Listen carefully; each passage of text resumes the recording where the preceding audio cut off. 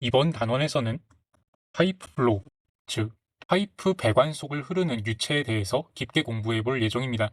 나비에스토크스 방정식을 연습하면서 공부했던 것 중에 하겐-푸아세유 플로우가 있었는데 이 플로우를 한 단원 동안 깊게 공부한다는 느낌입니다.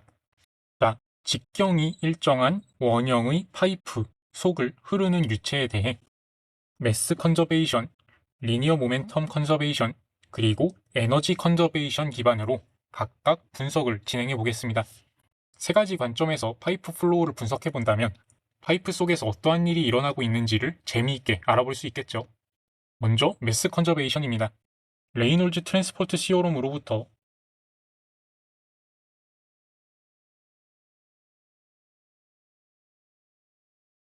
인데 이 첫 번째 텀은 픽스드 매스 시스템의 정의상 0이 될 수밖에 없고 이 텀은 우리가 컨트롤 볼륨의 스테디 플로우를 가정한다면 0으로 설정할 수 있습니다. 결과적으로 0 이퀄 0 더하기 로 마이너스 v인 곱하기 파이 r 제곱 더하기 로 플러스 v 아웃 곱하기 파이 r 제곱이 됩니다. 위 등식으로부터 V인은 V 아웃과 같다는 결론을 얻게 됩니다. 사실 방금처럼 거창하게 레이놀즈 트랜스포트 시오롬을 사용하지 않았어도 쉽게 얻을 수 있는 결론이긴 했죠. 그 다음으로 리니어 모멘텀 컨저베이션입니다. 모멘텀은 유체가 이동하고 있는 방향인 X방향에 대해서만 서술하도록 하겠습니다. 이번에도 레이놀즈 트랜스포트 시오롬의 형태를 가져오면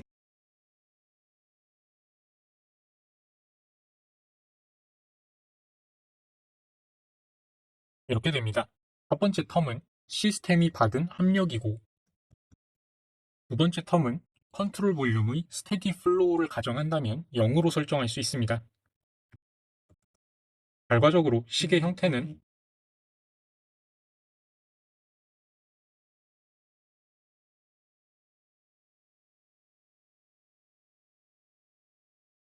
이렇게 정리할 수 있는데 앞서 매스 컨저베이션 기반으로 분석을 진행한 결과 파이프를 흐르는 유체의 플로우는 질량 보존 때문에 입구에서의 속력과 출구에서의 속력이 같을 수밖에 없다는 점을 알아내었습니다.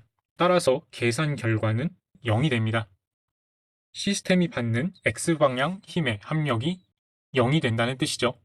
여기서 잠깐 강조하고자 하는 내용은 F 시스템이 0이라는 것은 유체가 받는 힘의 합력이 0이라는 것이지 유체에 힘을 가하는 작용 자체가 아예 일어나고 있지 않다는 의미가 아닙니다.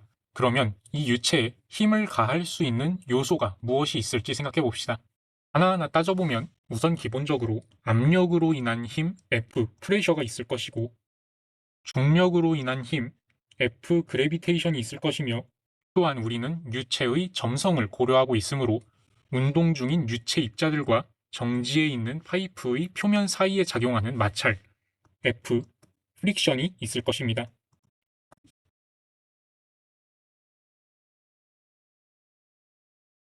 압력으로 인한 힘은 입구에서의 압력 P인 곱하기 압력을 받는 면적 파이 R 제곱 마이너스 출구에서의 압력 Pout 곱하기 압력을 받는 면적 파이 R 제곱이라고 표현할 수 있고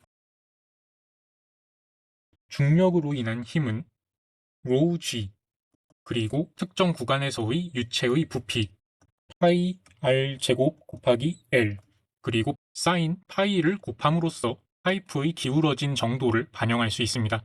마지막으로 마찰로 인한 힘은 마이너스 방향으로 타우 W만큼의 시어링 스트레스가 2 파이 R만큼의 원주에서 L 길이만큼의 구간 동안 작용하고 있다. 이렇게 표현할 수 있습니다. 이 세 가지 요소들을 모두 한데 모아주면 Pin 마이너스 Pout 곱하기 파이 R 제곱 플러스 로 G 파이 R 제곱 L 곱하기 사인 파이 마이너스 타우 W 2 파이 R 곱하기 L 이퀄 0 이렇게 됩니다. 지금 우리가 구한 이 식만으로는 아직 무언가 명확하고 단순 명료한 결론이 나오진 않았지만 이어서 진행할 에너지 컨저베이션 분석 이후 적절한 도합을 통해 매우 중요한 결론을 도출해낼 때 쓰이게 될 것이니 조금만 기다려봅시다. 마지막으로 에너지에 대한 분석입니다. 이때 베르누이 방정식은 에너지 보존에 대해 서술한 방정식이므로 베르누이 방정식의 형태를 활용하면 되겠습니다. 에너지의 변화 정도는 길이 디멘션의 형태로 표현하도록 하겠습니다. 즉 베르누이 방정식을 P 오버 로우 G 더하기 1 오버 2G 곱하기 V의 제곱 플러스 Z, 이러한 꼴을 사용해 에너지 헤드를 분석하겠다는 의미입니다. 자, 컨트롤 볼륨의 인렛 입구에서 에너지 헤드는 P in 오버 로우 G 더하기 알파 곱하기 V in의 제곱 오버 2G 더하기 Z in이고, 유체 입자가 파이프 속을 흐르는 동안 점성으로 인한 저항을 경험하게 되면서 에너지가 일부 손실됩니다. 이 감소분에 해당하는 에너지 헤드를 HF라고 하고, 본래 인렛의 에너지 헤드에서 이 HF 값을 빼주면 컨트롤 볼륨의 아웃렛에서의 에너지 헤드인 P out 오버 로우 G 더하기 알파 곱하기 V out 제곱 오버 2G 더하기 Z out과 같아질 것입니다. 이때 식에 은근슬쩍 포함된 이 알파라는 값은 평균 속도 V가 제대로 반영하지 못하는 에너지 값을 보정해주는 도구입니다. 오른쪽 그림에서 알 수 있듯 파이프 속에서 흐르고 있는 유체의 벨로시티 프로파일은 컨스턴트하지 않기 때문에 단지 평균값만 이용해 계산하는 것은 실제 에너지를 제대로 반영해주지 못합니다. 따라서 플로우의 종류나 양상 등에 따라 적절한 보정값을 알파에 대입해서 사용합니다. 그런데 결론만 이야기하면 앞서 V인과 Vout이 같다는 것을 구해 놓았을 뿐더러 컨트롤 볼륨의 인렛과 아웃렛 모두에서 벨로시티 프로파일이 변하지 않기 때문에 양변의 키네틱 에너지 텀은 모두 소거되어 신경 써야 할 일이 없어집니다. 결과적으로 프릭션으로 인한 에너지 헤드 로스 HF는 P in-P out 오버 로우 G 더하기 Z in Z out이 되고, 압력 감소량을 델타 P, 높이 감소량을 델타 Z라고 표현하기로 한다면 HF는 델타 P 오버 로우 G 더하기 델타 Z가 됩니다. 처음 공부할 때에는 감소량을 델타로 표현한다는 게 개인적으로 좀 불만이었어요. 델타를 이용할 것이라면 변화량을 나타내는 데 쓰여야 할 터이고, 압력이 감소하는 상황이라면 델타 P를 음수로 표현하면 되는 것인데 굳이 변화량이 아니라 감소량을 델타로 표현하는 것이 뭔가 잘못된 문법인 것처럼 느껴졌거든요. 근데 향후 내용에서도 계속 감소량을 델타로 표현을 하고 있어서 불가피하게 이 표현법을 계속 이용해야 할 것 같습니다. 자, 이제 아까 남겨두었던 리니어 모멘텀 컨저베이션에서의 결론을 가져와서 적절하게 활용해 볼까요? P in-P out을 델타 P로 L 곱하기 사인 파이를 델타 Z로 적기로 한다면 델타 P 곱하기 파이 R 제곱 더하기 로 G 파이 R 제곱 곱하기 델타 Z 마이너스 타우 W 2파이 R L, 이렇게 식이 정리되고 양변을 로 G 파이 R 제곱으로 나누어 주게 되면 델타 P 오버 로우 G 더하기 델타 Z 마이너스 2 타우 W L 오버 로우 G R 이퀄 0이라는 식을 얻을 수 있습니다. 그리고 눈치채셨겠지만 이때 앞의 이 부분은 에너지 헤드의 손실량 HF이죠. 결론적으로 파이프를 흐르면서 발생하는 헤드 로스 HF는 2 타우 WL 오버 로우 GR 이라는 결론을 얻게 됩니다. 만약 반지름 R 대신 직경 D를 사용하고자 한다면 4 타우 WL 오버 로우 GD 이렇게 적으면 되겠죠. 지금까지 매스 컨저베이션, 모멘텀 컨저베이션, 그리고 에너지 밸런스를 분석했던 이 모든 대장정의 이유가 바로 이 관계식에 도달하기 위해서였습니다. 지금까지의 공식 유도 과정은 반드시 스스로 설명할 수 있을 정도로 체화시켜 놓으시는 것이 좋습니다. 자, 여기서 잠시 새로운 데피니션 하나를 도입하겠습니다.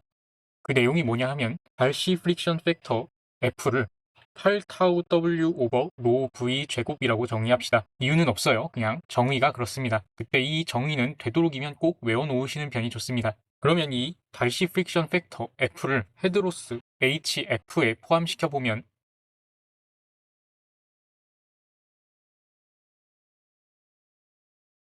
F 곱하기 LV 제곱 오버 EGD가 되겠습니다. 저는 처음 이 내용을 공부하면서 아무런 맥락 없이 돌연 등장한 이 프릭션 팩터 때문에 많이 혼란스러웠는데요. 그 당시의 의문점들 중 하나는 굳이 프릭션 팩터라는 개념을 갑자기 식에 포함시키는 이유는 무엇일까였습니다.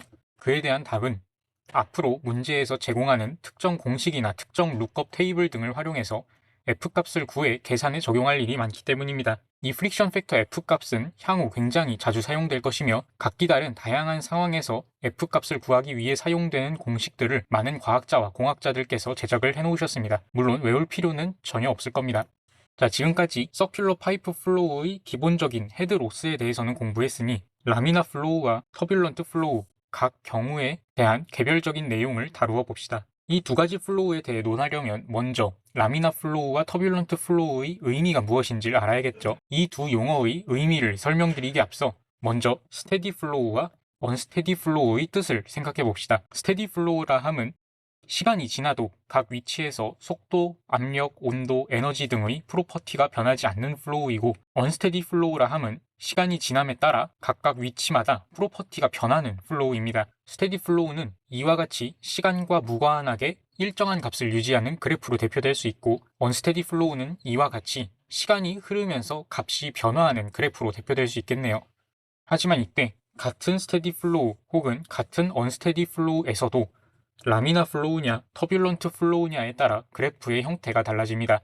터뷸런트 플로우가 스테디한 경우에는 그래프가 이렇게 그려지고 터뷸런트 플로우가 언스테디한 경우에는 그래프가 이렇게 그려집니다. 터뷸런트 플로우가 스테디한 경우의 그래프를 보면 사실 시간에 따라 값이 변화하고 있으므로 엄밀하게 보면 플로우가 스테디하지는 않은 것이긴 하지만 이 플럭추에이션이 정말 온전히 랜덤하고 또 이 랜덤한 값들의 평균 값은 여전히 스테디하기 때문에 시간에 따른 값의 변화가 엄연히 존재하고 있기는 하지만 그래도 여전히 스테디 플로우로 분류합니다. 이러한 터뷸런트 플로우의 모습이 도대체 어떠하길래 이런 랜덤한 플럭추에이션이 존재할 수 있는 것일까요?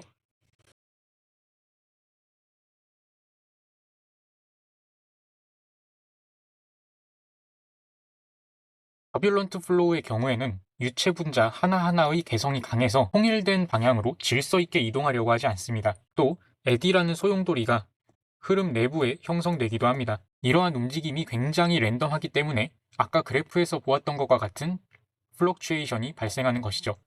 이렇게 파이프 내부 플로우에 터뷸런스가 형성되면 동일하게 한 방향을 향해서 흐르는 것이 아니라 세로 방향으로도 움직이고 예측할 수 없는 다양한 방향으로의 움직임이 형성되기 때문에 모멘텀이 뒤죽박죽이 됩니다. 원형 파이프 속을 흐르는 유체의 벨로시티 프로파일을 보면 상단이 라미나 플로우, 하단이 터뷸런트 플로우의 예시입니다. 그리고 이 점선에 해당하는 속력은 평균 속력입니다. 라미나 플로우의 벨로시티 프로파일을 보면 각 구간마다 속력 분포가 굉장히 다양해서 평균값보다 낮은 속력을 가지는 부분도 평균값보다 높은 속력을 가지는 부분도 다양하게 있습니다. 하지만 하단의 터뷸런트 플로우의 경우를 보면 대부분의 구간 동안 평균 속력과 비슷한 값을 가지는 것을 확인할 수 있습니다. 이는 라미나 플로우에서는 모든 유체 분자가 같은 방향으로 운동했던 것과는 다르게 터뷸런트 플로우에서는 분자가 다양한 방향으로 움직이려고 하고 있기 때문에 특정 수준의 속력을 초과한 이후부터는 운동 방향과 모멘텀이 뒤죽박죽이 되면서 서로 섞이고 이로 인해 속력값이 상대적으로 균일하게 보이는 것입니다. 서큘러 파이프 내부 플로우 기준으로 크리티컬 레이놀즈 넘버는 통상적으로 2300입니다. 2300보다 레이놀즈 넘버가 작은 경우 라미나 플로우라고 판단하고 2300보다 훨씬 큰 레이놀즈 값을 가진다면 터뷸런트 플로우라고 판단합니다. 자, 이제 라미나 플로우와 터뷸런트 플로우의 개념에 대해 알게 되었으니까 본격적으로 라미나 파이프 플로우 경우에 대해 공부해 보도록 하겠습니다. 원형 파이프 내부에 흐르는 플로우의 벨로시티 프로파일 함수식은 이전 단원에서 공부한 컨티뉴이티 이퀘이션과 나비에스톡스 이퀘이션을 활용해 구할 수 있었습니다. 여러 가지 케이스들 중에서 하겐-푸아세이후 플로우가 있었는데요. 단면의 형태가 서큘러한 파이프 내부에 형성된 프레셔 그레디언트로 인해 발생하는 플로우에 대해 서술한 벨로시티 프로파일이었습니다. 총 2개의 바운더리 컨디션이 필요했는데 하나는 플로우의 대칭성을 적용했고 나머지 하나는 파이프와 맞닿는 위치에서의 벨로시티는 0이라는 노 슬립 컨디션을 적용했습니다. 이렇게 우리는 U of R equal 1 over 4뮤 곱하기 마이너스 라운드 P 라운드 X 곱하기 라지 R 제곱 마이너스 R 제곱이라는 함수식을 얻어낼 수 있었습니다. 라미나 플로우에서는 터뷸런트 플로우에서와 달리 불규칙한 플로우가 형성되지 않기 때문에 별도의 변형 없이 이 함수를 그대로 사용하면 됩니다. 이 벨로시티 함수 공식은 반드시 외워놓는 것이 좋습니다. 만약 파이프의 단면이 원 모양이고 고압부와 저압부 사이의 압력차로 인해 유체 흐름이 발생하는 구조인 것까지도 동일한데 파이프가 약간 기울어져 있어서 유체에 가해지는 중력의 영향까지 고려해야 하는 경우라면 해당 조건들까지도 반영해서 공식을 다시 작성해주면 됩니다. 그렇게 하면 결국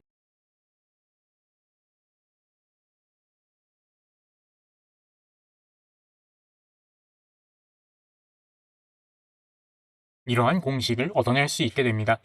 자, 이제 이 벨로시티 프로파일 함수를 적분해서 파이프 내부의 볼륨 플로우 레이트를 계산해 볼까요?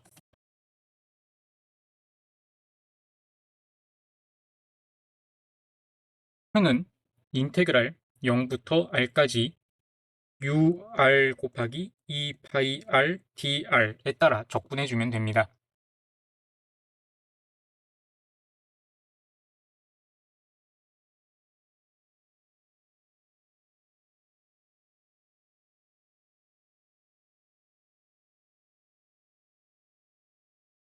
결과적으로 파이 오버 8뮤 곱하기 마이너스 라운드 p 라운드 x 곱하기 r의 4제곱이 됩니다. 이때 이 볼륨 플로우 레이트 Q를 파이프에 단면적으로 나누어주면 평균 속력 V를 구할 수 있습니다.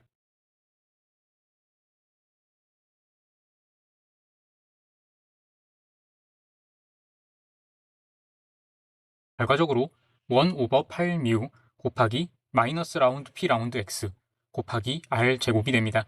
이때 마이너스 라운드 P 라운드 X에 마이너스 라운드 P 대신 압력 감소량 델타 P를 대입하고 라운드 X 대신 이동한 길이 L로 대체해서 식을 다시 적어주면 V equal 1 오버 8뮤 곱하기 델타 P 오버 L 곱하기 R 제곱 이렇게 표현하는 것도 가능합니다. 델타 P에 대해 정리하면 델타 P는 R뮤LV 오버 R 제곱이 되고 결론적으로 압력 감소량 델타 P는 속력 V와 이동 길이 L에 정비례하면서 R 제곱에 반비례, 즉 파이프 단면의 면적에 반비례한다는 관계를 확인할 수 있습니다. 아까와 동일하게 기울어진 파이프에 대해서도 볼륨 플로우 레이트 Q와 평균 속력 V를 구해볼 수 있습니다. 계산 과정이 위에서의 과정과 차이가 없기 때문에 결과만 적겠습니다. 는 파이 오버 8뮤 곱하기 마이너스 라운드 P 라운드 X 더하기 로 G 사인 파이 곱하기 R의 4제곱이고 V, 즉 Q를 파이 R 제곱으로 나눈 식은 1 오버 8뮤 곱하기 마이너스 라운드 P 라운드 X 더하기 로 G 사인 파이 곱하기 R 제곱입니다. 그런데 보통 수평 방향으로 놓인 파이프에 대해서만 주로 다루지 기울어진 파이프에 대해서는 많이 다루지 않을 겁니다. 아마도. 자, 이제 처음에 이야기했던 에너지 손실, 즉 헤드로스 내용과 관련된 이야기도 나누어 봅시다. 아주 간략하게 헤드로스 HF의 공식을 다시 한번 유도해 볼까요? 델타 P 곱하기 파이 R 제곱 더하기 로 G 곱하기 파이 R 제곱 곱하기 사인 파이 곱하기 L 마이너스 타우 W 곱하기 2파이 R 곱하기 L 이퀄 0이었습니다. 이 등식의 의미가 무엇이었는지, 우변은 왜 0이었는지 등등이 잘 기억나지 않으신다면 영상 앞부분에서의 유도 과정을 다시 참고하시면 될 것 같습니다. 자, 이제 위 등식의 양변을 파이 R 제곱 로 G로 나누어 주겠습니다. 그러면 델타 P 오버 로 G 더하기 사인 파이 곱하기 L 마이너스 2 타우 WL 오버 R 로 G 이퀄 0이 되고 이때 사인 파이 곱하기 L은 높이 감소량 델타 Z와 같으므로 이 앞에 두 텀은 통째로 헤드로스 HF와 같아집니다. 따라서 HF는 2타우 WL 오버 R 로 G가 되고 반지름 R 대신 지름 D를 사용한다면 4타우 WL 오버 로 G D가 됩니다. 이때 뜬금없이 달시 프릭션 팩터 F를 8타우 W 오버 LV 스퀘어로 정의했었죠. 그 결과 HF는 F 곱하기 LV 스퀘어 오버 EGD가 되었습니다. 지금까지 그냥 별 이유 없이 복습 한번 해보았습니다. 그럼 이제 본격적으로 라미나 파이프 플로우에서의 벨로시티 프로파일 함수식이었던 이를 기반으로 해서 프릭션 팩터 F의 계산 공식을 직접 만들어 봅시다. 프릭션 팩터 F의 정의를 보면 8타우 W 오버 로 V 스퀘어이기 때문에 가장 먼저 파이프 벽면에서의 시어 스트레스 크기인 타우 W를 구해야 합니다. 우선 우리가 이미 알고 있는 공식으로 타우 이퀄 뮤 du dy, 지금과 같이 변수 r을 사용하는 상황에서는 뮤 du dr을 활용할 수 있으므로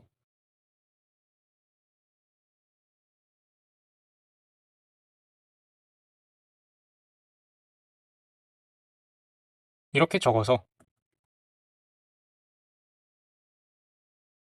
결과적으로 이러한 결과를 얻게 됩니다.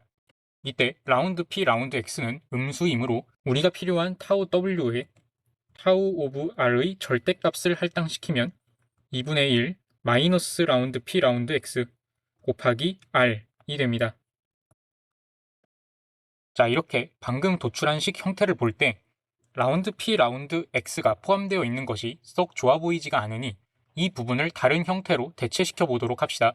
UR을 파이프 단면 영역에 대해 적분해 볼륨 플로우 레이트 Q를 구했더니 파이 오버 8뮤 곱하기 마이너스 라운드 P 라운드 X 곱하기 R 4제곱이라는 결과를 얻었었죠. 이 상태에서 양변을 파이프 단면의 넓이인 파이 R 스퀘어로 나누어 평균 속력 V를 구하면 1 오버 8뮤 곱하기 마이너스 라운드 P 라운드 X 곱하기 R 제곱이 나왔습니다. 이로부터 우리는 마이너스 라운드 P 라운드 X는 8뮤 V 오버 R 제곱과 같다라는 관계를 얻어내는 것이 가능합니다. 곧 타우 W는 2분의 1 곱하기 8뮤 V 오버 R 제곱 곱하기 R이 되어서 정리하면 4뮤 V 오버 R, 반지름 R 대신 직경 D를 식에 포함시키면 8뮤 V 오버 D가 되고, 따라서 F는 8 곱하기 8뮤 V 오버 D 곱하기 1 오버 로 V 제곱 곧 64 곱하기 뮤 오버 로 VD, 따라서 64 오버 레이놀즈 넘버가 됩니다. 이것이 수평으로 놓인 원형 파이프 내부에 대한 프릭션 팩터 계산 공식입니다. 그리고 중요한 부연 설명 하나를 덧붙이자면 지금과 같이 중력의 영향을 무시했던 수평 방향의 파이프뿐만 아니라 비스듬하게 기울어진 원형 파이프의 경우에도 이 공식을 활용할 수 있습니다. 만약 파이프가 기울어져 있다면 유도 과정상 이 부분에 플러스 로지 사인 파이가 추가되었을 것이고, 동일하게 쭉 진행해 오다가 이 부분에서 마이너스 라운드 p 라운드 x 더하기 로지 사인 파이가 다시 8뮤 v 오버 r 스퀘어로 대체되었을 것입니다. 그 이후 결국에는 동일한 64 오버 레이놀즈 넘버라는 결과에 도달했겠죠. 자, 지금까지 설명에 활용해왔던 벨로시티 프로파일 함수식은 완전히 디벨롭되어 안정화된 상태에서의 벨로시티 프로파일이었습니다. 그렇다면 아직 완전히 디벨롭되지 않은 상태라 하면 또 무슨 의미일까요? 그림과 같은 파라볼릭 형태의 벨로시티 프로파일이 도출된 것은 곰곰이 생각해보면 파이프와 맞닿는 위치에서의 벨로시티는 0이 되어야 한다는 노슬립 컨디션 때문입니다. 만약 유체의 점성을 고려하지 않아도 되었다면 파이프와 맞닿는 곳에서도 0보다 큰 속력을 가질 수 있었을 것이고, 결과적으로 파라볼릭 형태의 벨로시티 프로파일이 아니라 그냥 모든 위치에서의 속력이 동일한 항수함수꼴의 벨로시티 프로파일이 도출되었을 것입니다. 자, 점성의 효과와 노슬립 컨디션을 염두에 둔 상태로 파이프의 맨 처음 입구 쪽에서 무슨 일이 일어나고 있을지에 주목해 봅시다. 여기 균일한 속력으로 흐르고 있는 유체가 있습니다. 그리고 유체가 흘러가는 방향에 좁은 파이프 하나가 놓이게 된 바람에 제한된 넓이의 구멍으로 유체가 흘러가야 하게 생겼습니다. 이때 노슬립 컨디션으로 인해 구조체의 표면과 맞닿는 유체의 속력은 0이 되어야 하므로 표면에 가까운 영역에 흐르던 유체 입자들은 자신들의 본래 속력을 잃고 약간 감소한 속력값을 갖게 됩니다. 당연히 구조체의 표면과 바로 맞닿아 있는 입자의 속력은 바로 0이 되었고요. 반면 아직 구조체의 표면과 어느 정도 떨어져 있는 유체 입자들은 균일한 속력을 갖고 운동 중입니다. 하지만 점점 이동할수록 이웃한 유체 입자들의 속력이 느려지기 시작하면서 덩달아 속력이 변화하는 입자들이 많아지다가 결국 어느 특이점을 지난 이후부터는 모든 위치에서의 플로우가 완전하게 디벨롭되어서 우리가 구한 2차 함수 형태의 파라볼릭 벨로시티 프로파일이 완성됩니다. 자, 그림에 표시된 벨로시티 프로파일들을 비교해 봅시다. 파이프로의 유입 초기에 형성되는 프로파일들을 보면 표면에서의 기울기가 풀리 디벨롭된 프로파일에서보다 더 크고 가파릅니다. 시어 스트레스 타우는 μ 곱하기 du dy이므로 기울기가 더 큰 유입 초기에서의 에너지 손실량이 더 크고 점점 디벨롭되어 가면서 에너지 손실량이 줄어들다가 풀리 디벨롭된 이후부터는 유체에 가해지는 저항의 크기가 일정할 것임을 추론할 수 있습니다. 이전에 우리는 이미 에너지 헤드는 P 오버 로 G 더하기 V제곱 오버 2G 곱하기 보정값 알파 플러스 Z로 계산할 수 있음을 공부했습니다. 이때 매스 컨저베이션에 의해 이 텀은 입구와 출구 모두에서 변화가 없음을 확인했고 오른쪽 예시의 파이프를 보면 기울어져 있지 않고 평행한 방향으로 놓여 있기 때문에 Z값 역시 변화가 없을 것임을 알 수 있습니다. 따라서 압력의 크기가 곧 유체가 갖고 있는 에너지의 양을 나타내는 지표가 된 셈입니다. 그림 아래의 그래프를 보면 벨로시티 프로파일이 디벨롭되고 있는 도중에는 유체가 경험하는 마찰 저항이 더 크기 때문에 압력 혹은 에너지가 단위 길이당 더 많이 감소하고 벨로시티 프로파일이 풀리 디벨롭되어서 저항의 크기가 일정해진 이후부터는 에너지 혹은 압력의 감소 정도가 동일함을 확인할 수 있습니다. 그렇다면 이 풀리 디벨롭 되기까지의 거리, 엔트런스 랭스는 어떻게 구할 수 있을까요? 자세한 이유는 모르지만 엔트런스 랭스 L2는 파이프의 직경 D, 플로우의 속력 V, 유체의 밀도 ρ, 그리고 유체의 비스코시티 μ 이렇게 4개의 변수에 의해 결정되는 함수라고 합니다. 결론적으로 라미나 플로우의 경우에서 엔트런스 랭스 L2를 구하는 데 활용되는 공식은 이러하다고 합니다. 0.06이라는 수는 그냥 실험을 통해 얻어낸 데이터라고 들었습니다. 저희가 이 자리에서 공식 유도를 해볼 수는 없는 것이죠. 자, 지금까지 라미나 파이프 플로우에 대해 공부해 보았으니까 다음으로 넘어가서 터뷸런트 파이프 플로우에 대해서도 이야기해 보겠습니다. 라미나 파이프 플로우에서와 달리 터뷸런트 파이프 플로우에서는 유체 입자들 하나하나마다 개성이 너무 강하고 운동량도 굉장히 뒤죽박죽이어서 다양한 믹싱이 발생합니다. 따라서 라미나 플로우에서보다 벨로시티 프로파일 등등 모델링을 하는 것 자체가 굉장히 어려운데요. 그래서 하나의 함수로 표현할 수 있었던 라미나 파이프 플로우에서와 달리 이번에는 플로우를 3가지 영역으로 나누어서 그 3가지 영역 각각마다 적용할 수 있는 함수들을 따로따로 공부하게 됩니다. 바닥과 가장 가까운 비스코스 서블레이어는 라미너한 쉬어 이펙트가 지배적이고 바닥과 가장 멀리 떨어져 있는 아우터 터뷸런트 레이어에서는 터뷸런트한 쉬어 이펙트가 지배적이라고 합니다.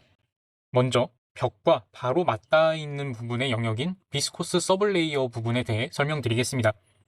이유는 잘 모르겠지만 이 영역에서의 유체 속력은 μ, 타우 W, 로, 그리고 y에 의해 결정되는 함수라고 합니다.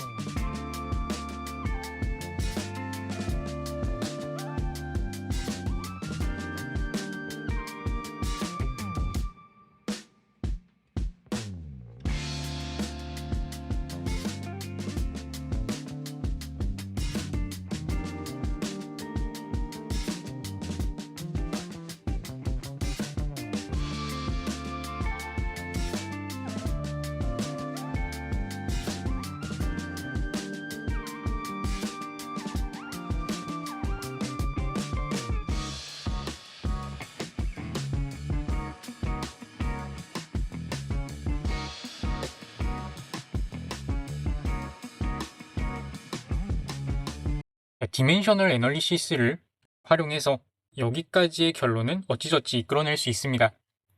다만 이때 이 함수 f가 정확히 어떤 형태일지에 대해서는 알아낼 수 있는 방법이 없죠. 여기서 만약 tau w over rho의 1분의 2제곱을 u 에스테리스크로 적기로 한다면 식의 형태는 이 부분과 이 부분이 이렇게 변화하게 됩니다. 그리고 한 번 더 이렇게 식을 적기로 하면 이러한 형태로 식을 다시 쓸 수 있죠. 이때 y 플러스가 0부터 5 사이의 범위에 있을 때에는 이러한 상관관계가 있다는 것이 알려졌습니다. 이때 이 비스코스 서블레이어의 두께를 보통 이 y 플러스가 5인 곳까지로 계산하기도 했던 것으로 기억합니다. 유체의 속력을 파악하는 데 쓰이는 그래프를 가져와 보면 현재 우리는 이 공식을 활용해서 전체 구간 중 한 이 정도까지의 유체 속력을 서술할 수 있습니다. y 플러스가 5인 지점은 대략 한 이쯤 정도 될 텐데요. 자, 이때 가로축이 로그 스케일이라는 점을 유의해야 합니다. 실제로 이때의 u 플러스 값은 대략적으로 5와 일치하고 이 사이의 영역은 대체로 정비례 관계입니다. 그리고 우리는 통상적으로 이 y 플러스가 5인 이 구간까지를 비스코스 서브레이어라고 부릅니다. 그리고 남은 이 영역에 대해서는 앞으로 공부하게 될 것입니다. 자, 다음으로 바닥으로부터 가장 멀리 떨어져 있는 아우터 터뷸런트 레이어에 대해서도 알아보겠습니다. 아우터 터뷸런트 레이어에서의 속력 U는 이러한 형태로 구할 수 있다고 하는데요. 이때 이 델타는 레이어 시크니스라고 합니다. 이 네 가지 변수에 대한 함수로 결정되는 모습이네요.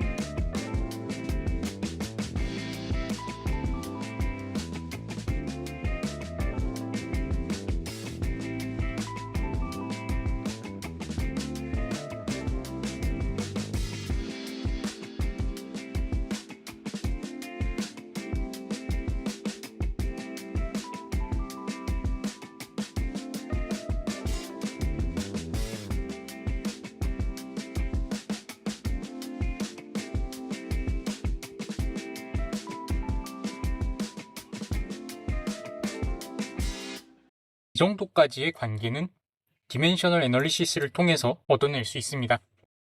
그리고 여기서 한 번 더 U 에스터리스크를 활용해 식을 이렇게 표현할 수도 있습니다.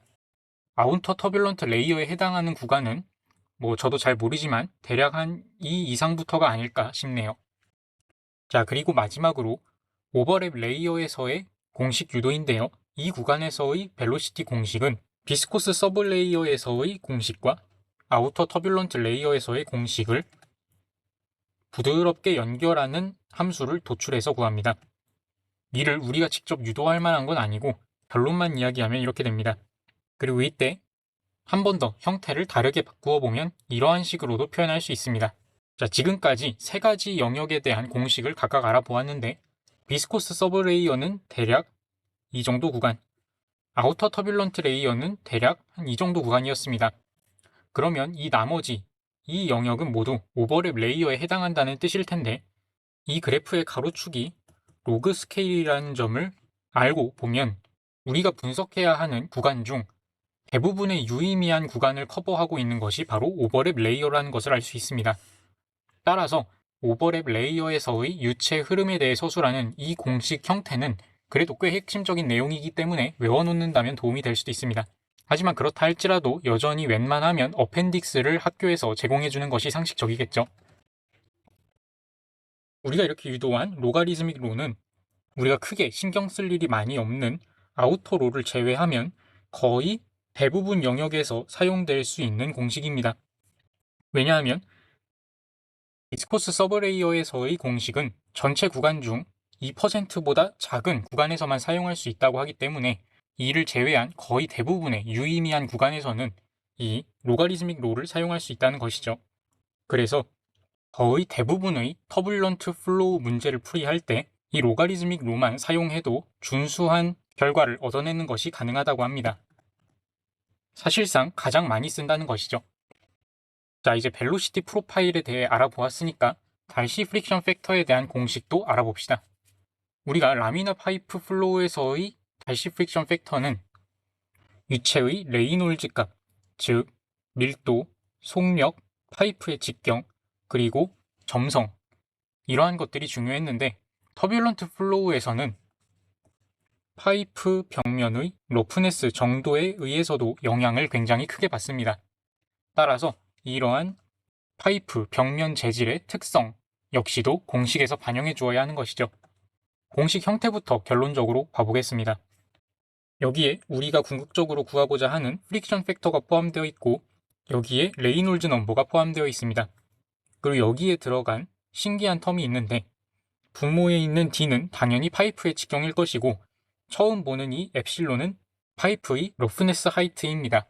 콜브룩이 제시한 방정식은 양변에 F가 모두 포함되어 있어서 반복적인 뉴메리컬 계산을 통해 근사치를 추정하는 수밖에 없습니다. 이에 홀란드가 비슷한 결과값을 갖는 익스플릿 펑션 형태를 제작을 했습니다. 여기에도 레이놀즈 넘버, 러프네스 하이트, 그리고 파이프의 직경, 미지수로 포함되어 있고 적절한 값을 대입하면 바로 프릭션 팩터 F 값을 구할 수 있게 되어 있죠. 그리고 이때 특별히 러프네스 하이트가 0인 파이프, 즉 스무스 파이프가 사용되었을 경우에는 공식 형태를 좀 더 단순화해서 이렇게 적어줄 수 있습니다. 스무스한 파이프가 사용되었을 때 이 공식을 사용하나 아니면 이 공식을 사용하되 엡실론에 0을 대입하나 큰 차이는 없습니다. 그리고 이러한 공식보다 훨씬 편리한 또 다른 방법이 있는데 무디 차트를 활용하는 것입니다.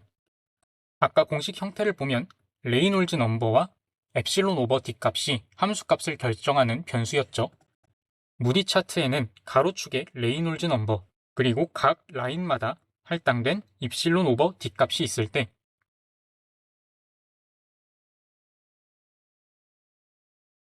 이렇게 그려진 그래프를 활용해서 프릭션 팩터 F 값을 얻어낼 수 있습니다. 자, 이때 무디 차트는 터뷸런트 플로우뿐만 아니라 라미나 플로우에서의 정보도 표시되어 있습니다.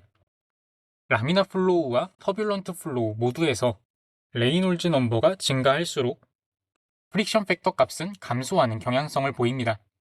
하지만 라미나 플로우에서 터뷸런트 플로우로 전환되려고 하는 경계 영역의 부분을 보게 되면 프릭션 팩터 값이 증가하는 것을 확인할 수 있습니다. 이는 앞서 한번 언급했듯이 비슷한 레이놀즈 값을 갖는 상황에서 터뷸런트 플로우에서의 쉬어 스트레스가 라미나 플로우에서의 쉬어 스트레스 값보다 더 크기 때문일 것입니다.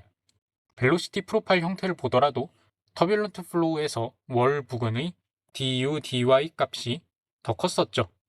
자, 그리고 마지막으로 터뷸런트 파이프 플로우에서의 엔트런스 리전 길이 공식은 이와 같습니다.